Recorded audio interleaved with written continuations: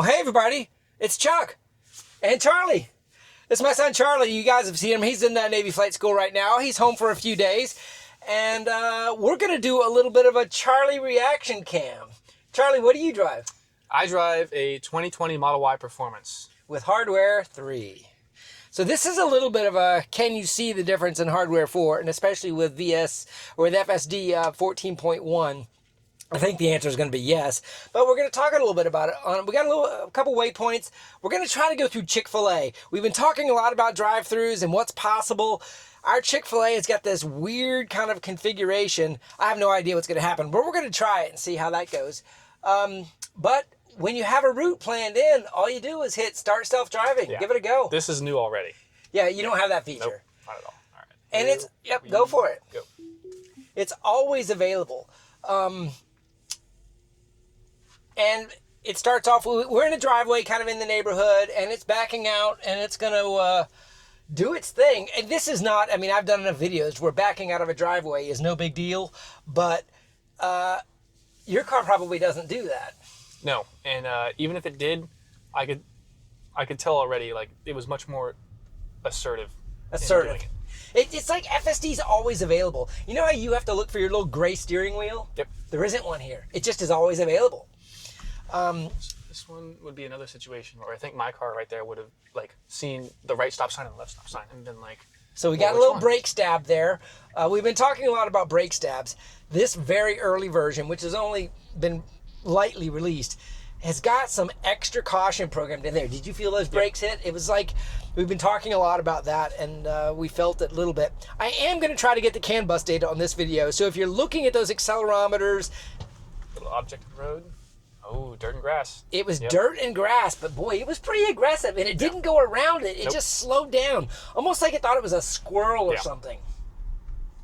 It kind of behaved like an animal, not an object in the road. I cannot go over this. Yeah. Now, and it didn't try to go around it. It was like stopping for a squirrel or a cat, but it was just a little bit, what would you think, like a palm frond or something? Like pine needles, dirt. Yeah. Something like that. Anyway, so 2 braking events. They were both kind of for reasons we saw, but kind of aggressive still. I mean, already, I think very quickly I can see that hardware 3 and in my car, much less assertive. Kind of nervous feeling like, is this the right way? I'm not sure. I'm going to slow down a lot and going to pause and pause. And sometimes I need to take it out and be like, hey, all right, this way. Yeah. And it's like, okay, this way. But for both of these so far, it quickly recognizes like, oh, okay, no, I'm fine. Yeah. Like for that dirt, it braked, it turned, and then it was like, oh, wait, okay, I can go. Right. I think my car would have, if it recognized that, I'm not sure it would have recognized it, but it would have like much harsher brake and like, whoa. Yeah. What's going on? Yeah. And then it would have taken a little longer to kind of like, okay, let's go. A few of us had a podcast yesterday, and we were discussing, a theory of it's seeing so much more and having to choose, and it's seeing things so fast before we're even seeing them. I felt that brake tug before I saw the thing in the road. I don't know, were you kind of the same thing? I saw it, and I was kind of like, oh. Yeah. So we got a little point of interest here at a park. There's a little parking lot over here. So Charlie's going to get to see for the first time the destination, what it does. And it does look like there's at least one parking spot over here. So here we have a POI, and it's just trying to get to it.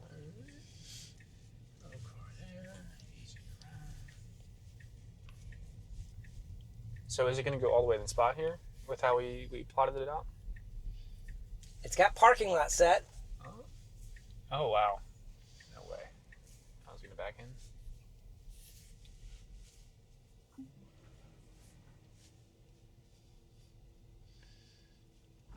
Oh, wow. Look at that.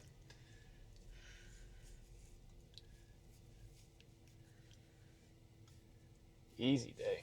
Wow. That's awesome. That's awesome. It took a couple extra. Most of my parking has been one shot straight in. This is a little tighter, and if you were in a robo-taxi, it just delivered you. Yeah. No interventions, no nothing. Couple little brake stabs for things we were talking about, but I don't know. So generally, that was just a quick little quarter mile. You could tell. Assertiveness. Yeah. One word, assertiveness. It sees, it recognizes. Is this a problem? Is this not a problem? Okay. Yeah. Or if it is a problem, then solve it. Well, we got Chick-fil-A next. That's what we put. So go ahead and, Right. nope, don't need to touch the brake. There's no brake tap required. You just tap it and it goes. And then, yeah, for hardware 3 too, for the parking, you kind of get there and then the FSD's like, I'm here. And then you take it manual and then you see if you wanted to do auto park. Yes. So the parking stack that is auto park is complete. This is so much better. It's so much faster. Now the brake stab. So it's getting nervous. You see that car down there, and he's got his blinker on now, which is even more interesting. Is he turning into a driveway or into this park? I think he's going to this parking lot. So Car's still kind of not responding. Now look, he's actually almost waiting on us. Yep. So this is actually awkward. And then what? Yep. So it needed to see him turn. It did, but there was plenty of time on that guy. Yep. 13.29 would have never waited on that. That was a very cautious braking action that I think was unnecessary. There was plenty of time. And then once he turned his blinker on, sometimes version 14 is like it's got to wait on the trajectories to see if it's going to turn or not. It doesn't just assume the blinker means he's going to turn. Probably a smart decision. Yeah, I think it's the right call. But there was plenty of time there to have jumped out, and it started to roll, but then it saw it and paused. Okay, so what we have next is we're coming up to the Chick-fil-A, and what I want to do here, I've never done a drive-through. A lot of people have made videos of this. When we get to the POI, we're going to go ahead and when we kind of get to the parking lot, we're going to disengage and you're going to drive. Okay. But then I want you to kind of bring it around to kind of, I think the Chick-fil-A, you got to go around the store. Then you have the little attendants that you order from, and then you come through and you pick up your food and you leave. Yep. So you manually drive to kind of get it ready to drive through. It won't, like it right now, it's going to want to go park. So we're going to have to keep it from parking, and then we'll set up. And then I'll give it another route to somewhere else, and then we'll kind of go from there. Yeah, so that turn 2 was also something different I noticed. I think in my car, it would have not done that creep forward that it just did. To get out and get ready to go, exactly. Yours would have just stayed back there. Mine would have stayed at the spot. Okay, is there an opening? Okay, now go. Versus interesting. This hardware in this car, I think, turned it into 2 steps instead of 1 step. Okay, creep forward and go. Yeah, and there's a little maneuver I'm calling a pre-roll that when it's doing those get-ready moves, you start to feel the car edge out a little bit. Did you feel the braking while the pedestrian lights were flashing? With the pedestrian that didn't cross the street, but it was a little bit of a pause there. Yeah, the pre-roll is it's saving like a second or two of the acceleration required to go ahead and move it just because it's starting the roll.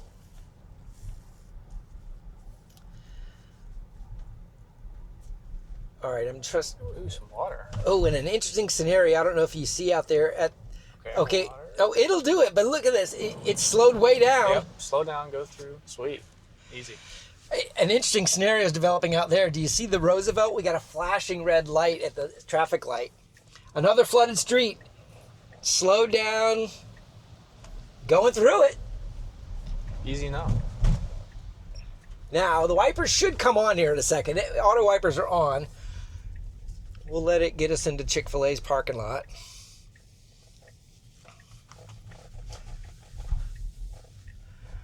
We have to buy something. I am. I'm plenty hungry. Okay. So you see these cones? I don't know if it's gonna do this or not. Are those cones in line to go around, or are they in pickup? They're in pickup, right? They're in pickup, yeah. Okay. So it's gonna try to park now. So go ahead and disengage now and let them go ahead and cross, and then get in I guess mode of, work your way around when these folks are clear. So we're gonna go around, we're gonna get kind of like you were gonna go through the drive-through, and then we'll engage it kind of, you know what I mean? So keep on going around through. Drive-through lift. Easy. And actually, once you're in here, you should be able to just go ahead and engage it. How the stalk engage. Go ahead and do it now. All right. So now we're in a drive-through that we've never done before. Roll your window down, and other people, it has stopped when it's time to order. Try not to stop. What's it doing? All right. No apprehension. Going all the way down. Hey, doing good. How about you? Yes, sir. I'm doing good. Can I get a name for the order? Charlie. All right. Can I get Can I just get just a regular chicken sandwich with a large waffle fry, please, and then like a water? Dad's gonna pay. Just a sandwich and a fry? Yep. All right. And then any sauces for you? Ketchup, mayonnaise. Hand him this. Bill for today? Yep, that'll be it. All right. Total will be $8.69. Could you try one more time? Yep. There you go. All right, y'all good to go. All right. Thank you. Don't touch the pedals. Did you touch anything? No. Did you roll the window up? How did it know? I don't know. Maybe, like, I mean, if it sees a person next to I know, but the thing is how did it know? It's doing it for me too. I've never done this before. Oh, does it? Okay. So there's a pedestrian over there dumping trash. So it's bringing us around. I don't know if you guys can see. Charlie's ready to take over, but he hadn't done anything yet.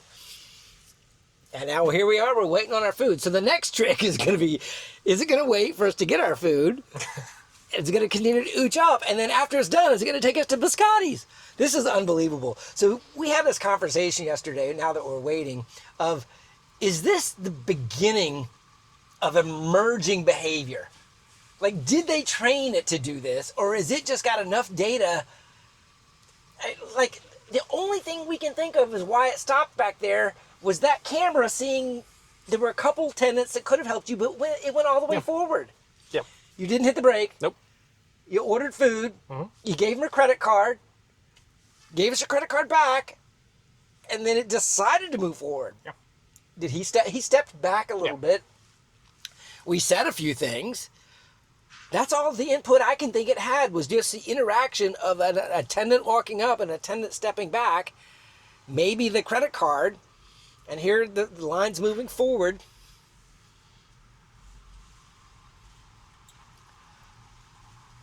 So the next thing is that this car in front of us is getting his Chick-fil-A. There's a woman kind of coming out, walking out in the scenario. Every video I've seen so far was like a McDonald's or a Wendy's with a window. Here they've got a door. I haven't seen one like this. But we're going to see if it knows where to stop and if it just waits for our food. And then after we get our food, try not to do anything. And if you do have to touch something, just say, I'm hitting the brake or I'm hitting the accelerator. It's fascinating to think how this is. Okay, the car in front of us is pulling up.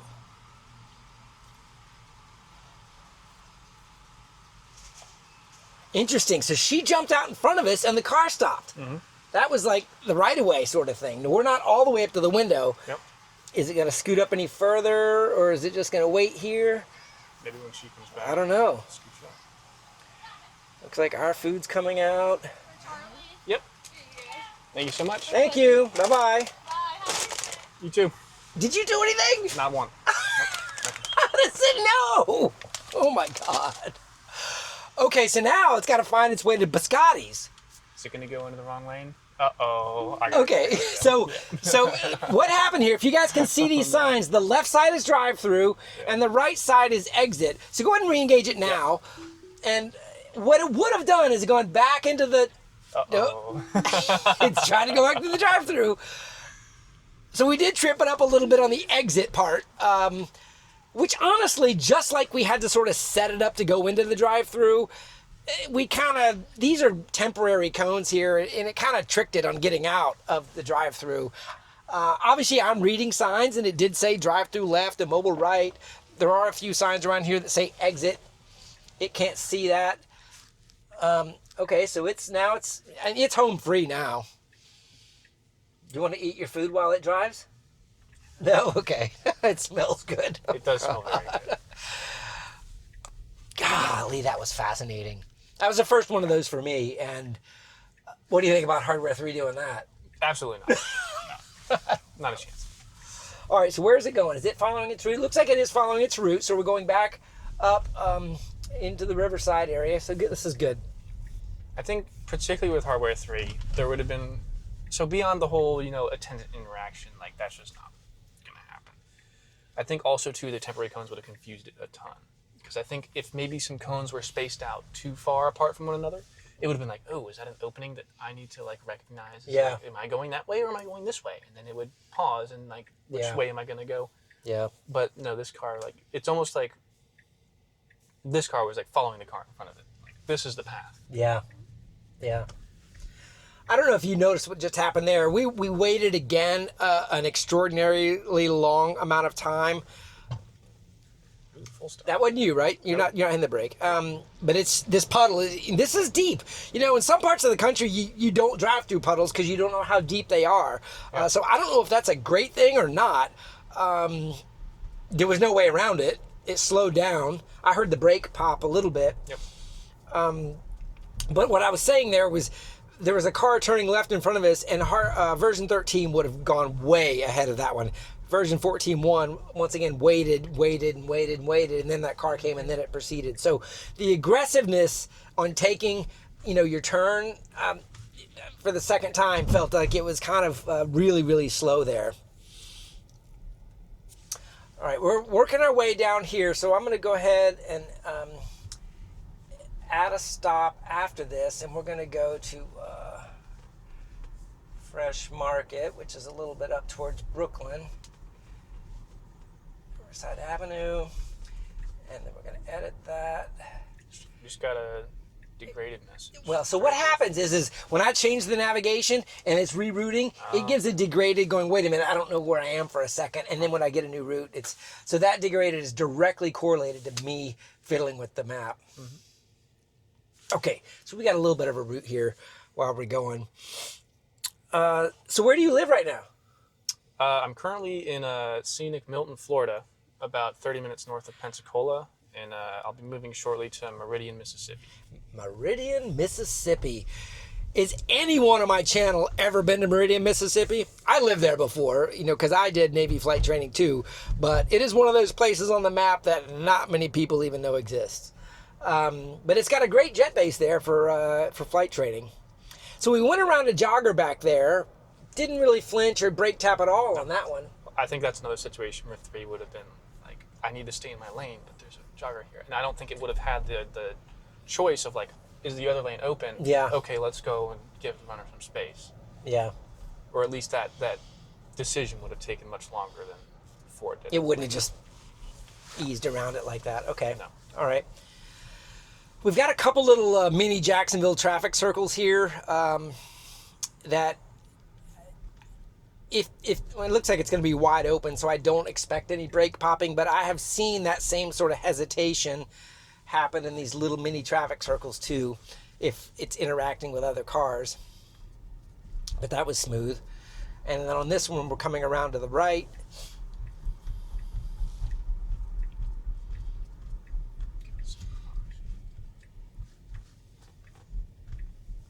Easy enough. No issues there. Mm-hmm.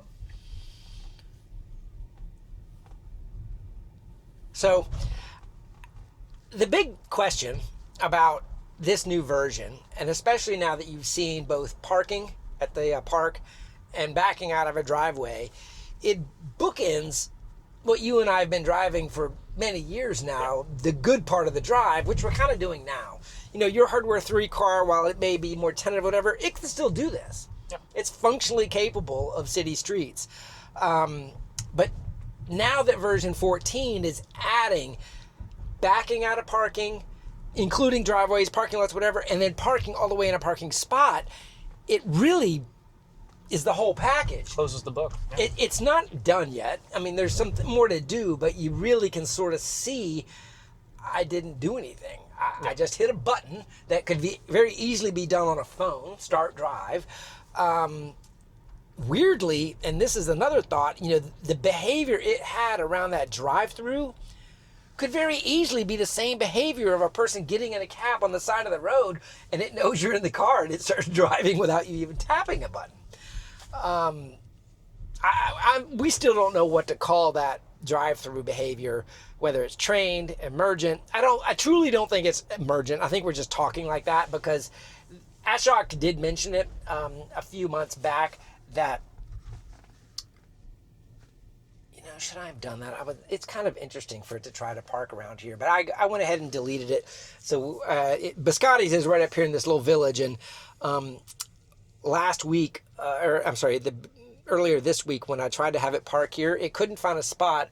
It went around, and there's an alley behind Biscotti's, and it parked at the service entrance of the alley, which isn't a parking spot, but it did. And another time earlier in the day, it parked in this handicap spot over there, which brought up a whole nother discussion of Oh yeah, you found a great parking spot, and those are usually always open. You're just not allowed to go there. And then you're like, well, do we need to train the car to know about handicap parking? And do you need a switch that says I'm allowed to use it or not? Are the signs are relatively universal for handicap, right? I think handicap would be easy to train, but then you get into the, staff only, doctor only, parking, and it is an interesting can of worms to think about. But and just because it can do parking like this now, you can even begin to talk about it. So we're going down kind of this historic Avondale Riverside part of town, which we've driven many times on this channel.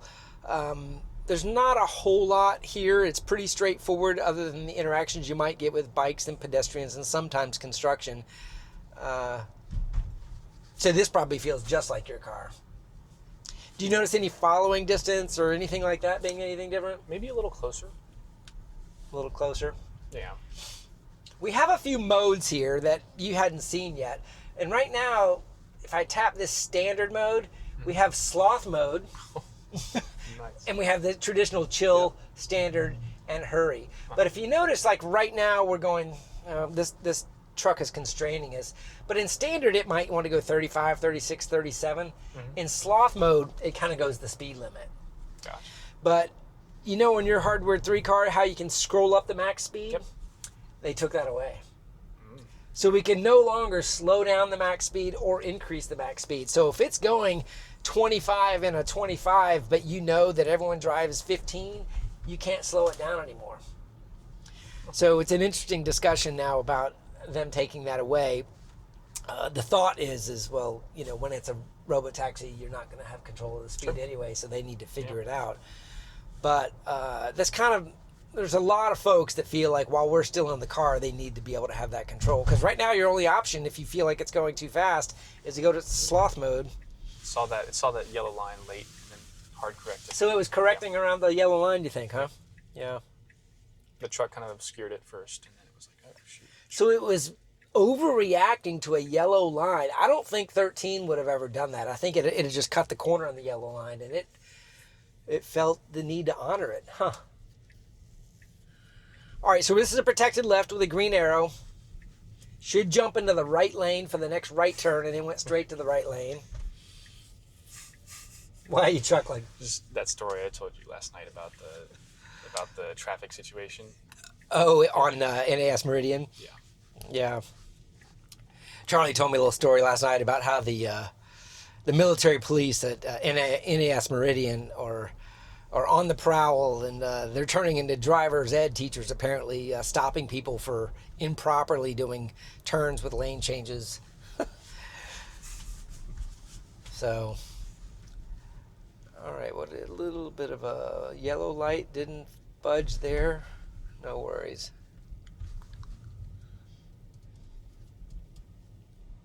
So question for you is, maybe you could tell back in Hardware 3, but I know with yellow lights, my car is very,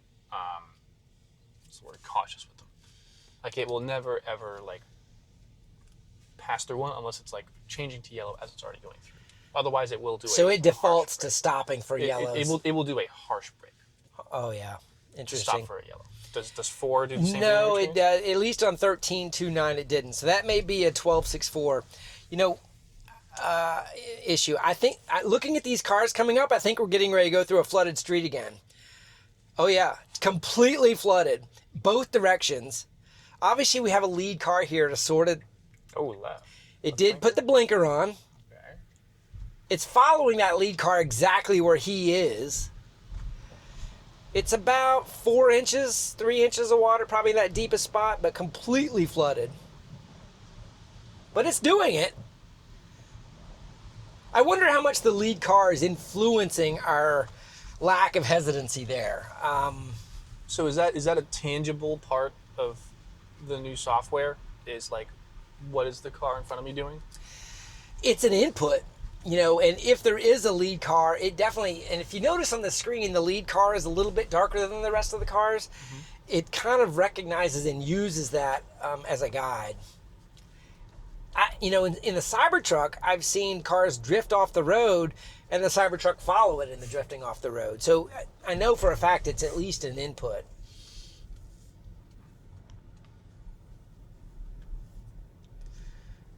I didn't expect to see all these flooded roads. I mean, it rained a little bit, but it didn't. It wasn't like heavy. It didn't rain that much. All right, so now we don't have our lead car as close. We'll see if we have any more flooded streets and the behavior's different.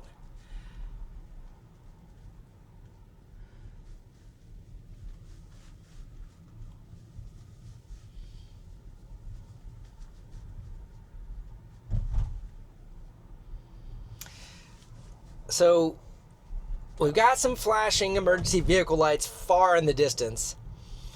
There is new functionality in this version that it pulls over for emergency vehicles. We're approaching emergency vehicles that I think are parked at the Riverside Arts Market. I think that's what's going on today. This is a little arts market we have every Saturday, and these police are out here to kind of control traffic. So this is going to be interesting. I mean, I don't think an approaching emergency vehicle is going to appear the same as what we have here. Is it like full on traffic direction? I don't know. I do see some yellow vests. Okay, hard stop for that car. I pushed the accelerator. You pushed the accelerator there? I Okay. pushed the accelerator. Because of the harsh braking it did for, you think it was that car? Yeah. Okay. That was a good safe maneuver, just in case it was somebody right on your rear end. So that was the most aggressive brake stab I felt, and I'm not sure why. There was a car that stopped next to us, but he was turning left. That's normal traffic. There was nobody coming into our lane. It didn't like something it saw. But you guys are watching this on video. Maybe you got lots of cameras to look at. Do you see anything? And I bet if I can get the CAN bus data on this video, you're going to see the jerk for sure on that. A couple brake taps there. It's going right by these flashing lights, though, so it's not trying to pull over as if there's an emergency. It kind of recognized the traffic scenario. That was great. It did fine. It seemed like it did a little more of that lead car action. Like, what's the kind? It was following the lead car, you think? Yeah. Interesting. All right, so we have Fresh Market in here. I'm going to go ahead and just put FSD return into this, because after we let it park at Fresh Market, we'll see where it goes, and we'll just do our Returns. You saw it up there? Yeah. Okay, FSD return, and we'll edit the right order.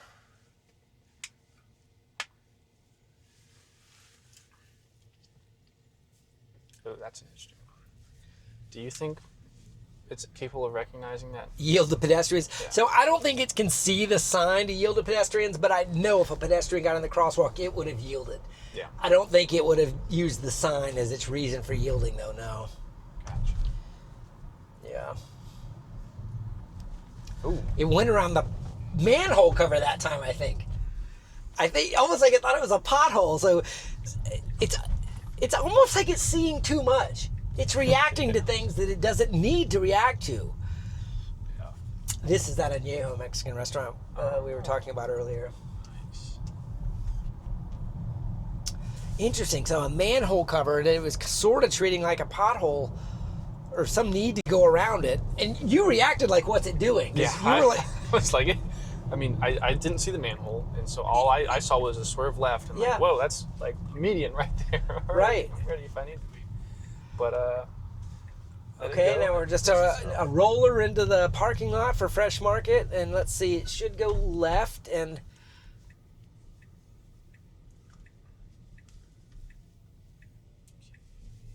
this guy's backing out. Lots going on here. A couple little jerkiness there, not too much. It kept going, but you could feel it thinking, to use the term thinking, to anthropomorphize a robot. All right, this stopped. Okay, so it just wants to drop us off here. Oh, we got curbside selected.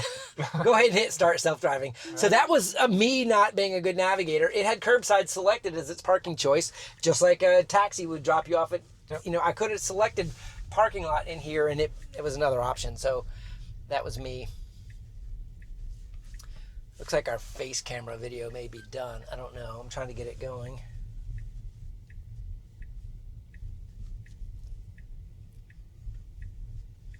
right, it's weaving its way out.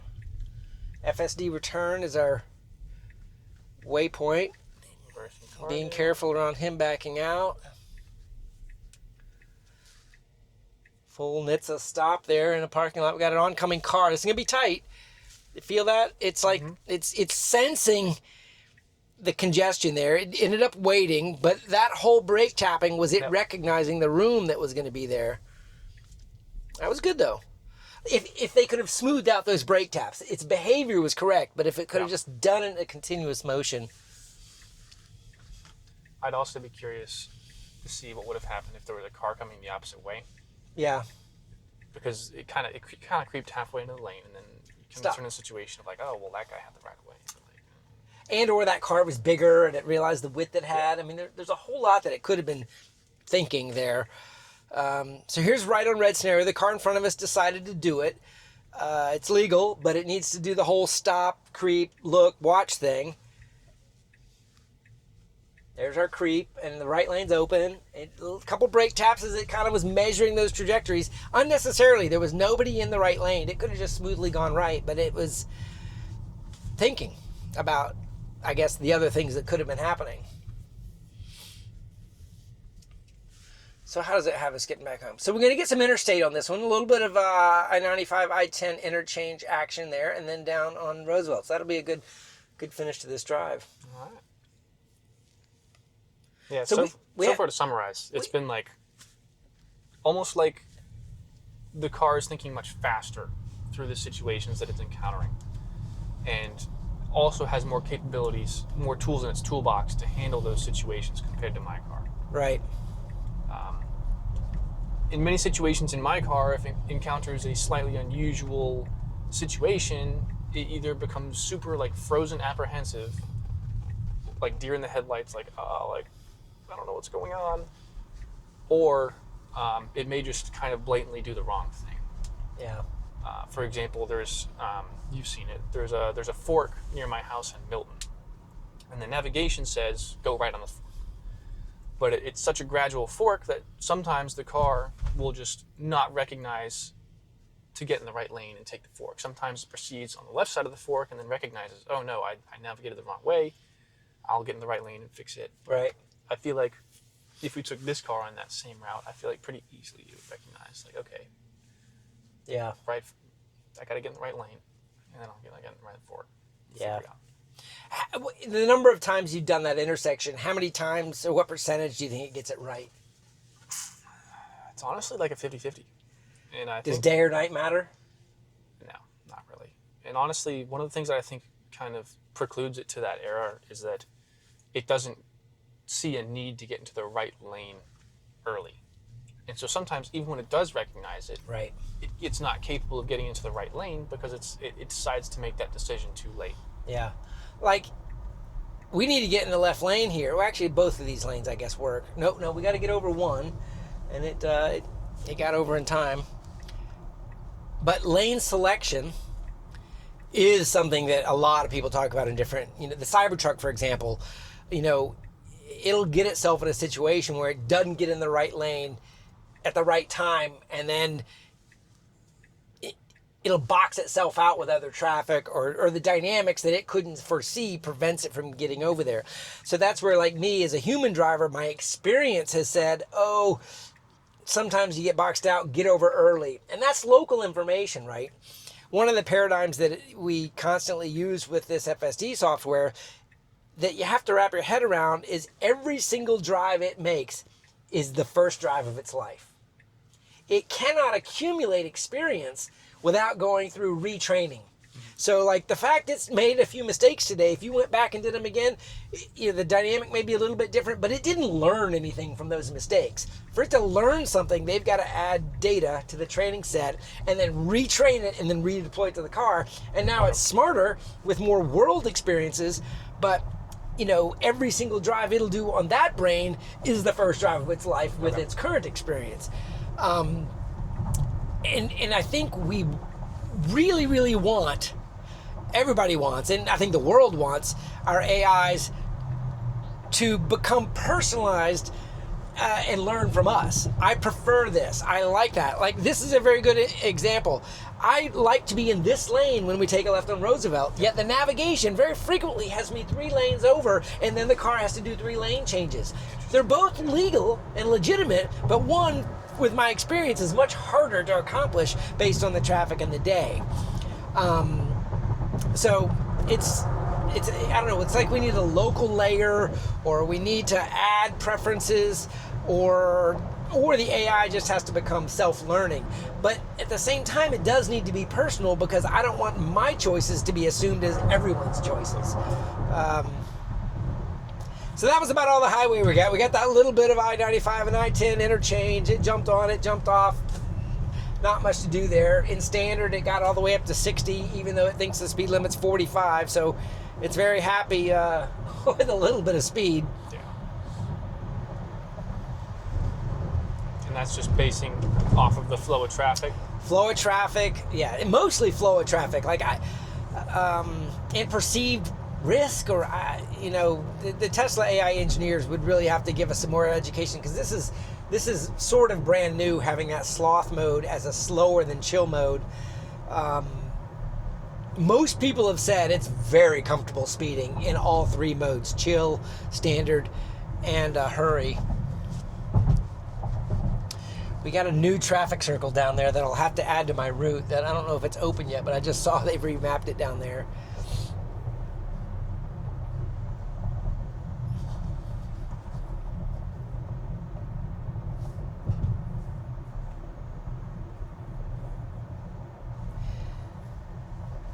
So far, the only times that I've had to do anything was the Chick-fil-A drive-thru, which was already crazy that it could handle as much as it did. Getting out of the Chick-fil-A drive-thru, getting out of the parking lot after it successfully did the drive-thru, right? Correct. And then maybe debatably necessary, but an accelerator tap. And you tapped the accelerator because you felt the rapid deceleration, just in case there was somebody right on your rear, right? Yeah, it was no. So that's what we call an intervention, and neither one of those are what I would call safety critical interventions, meaning like if you had not have done it, what would have happened? They would have both been fine. You see, it got over very quickly for that car there. If it had gone back in the Chick-fil-A drive-thru, it would have just gone through the drive-thru again. Now, granted, it may have done 3 or 4 loops, but yeah, it is hard to explain to people and which is why I like doing these videos with folks like you, to try to describe it from your perspective, because I do this so much and so frequently. I kind of am immersed into this world, but the world really doesn't know. Most of your friends or people that haven't driven an FSD, if they've heard of it or they heard of what Tesla is doing, they probably mentally make an analogy to their cruise control in their car or something. Exactly. Yeah. How do you explain it?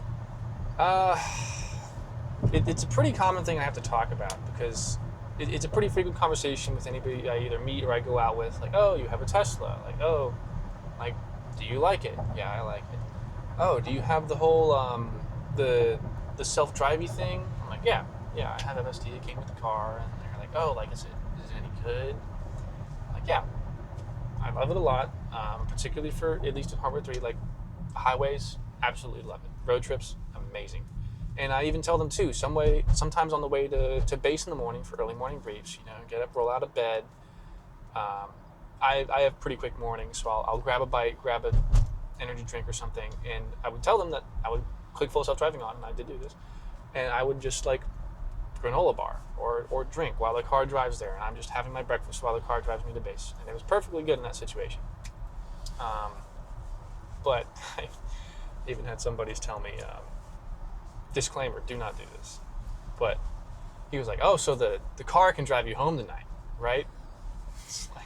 You talking like after drinking or something? Yes, exactly. Yeah, so that is a real use case, but it's a use case that Tesla can't advertise. Yeah. It's like, and I'll even take it a step further, drowsy sleeping.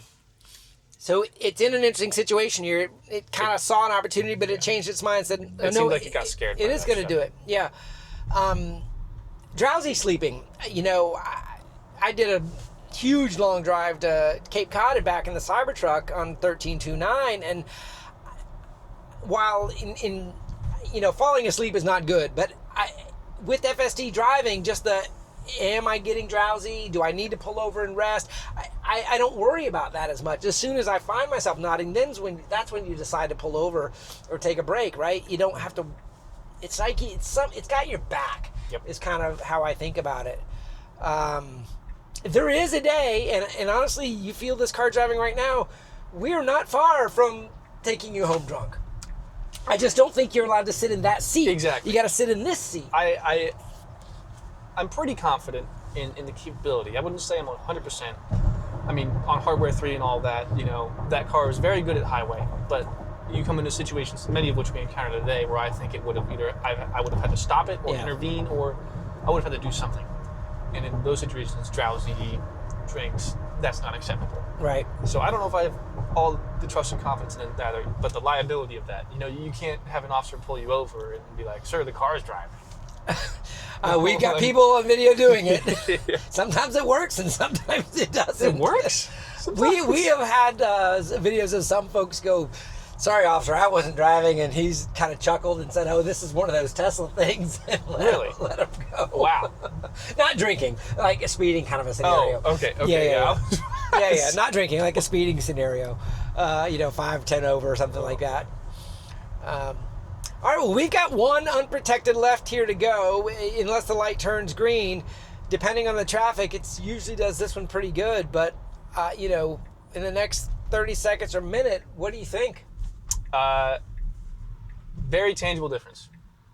I was a little skeptical coming in, what is it? Like new cameras, new sensors, okay, that's great and all, but the software is the software. But definitely overall impression was, to put it in the thinking aspect, you were saying, it thinks much faster.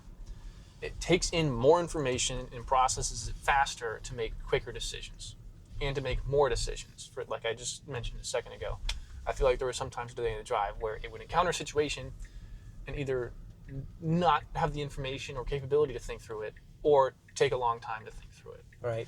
And a lot of those situations today in this car were processed quickly and done efficiently. And that was honestly the biggest impression for me, was it encountered more situations and handled them faster and more efficiently. Yeah. Well, I think your opinion is spot on with my perception and what everyone else is saying too, but thanks for doing it. Of course. Love you, brother. See ya. See ya. Have a good day.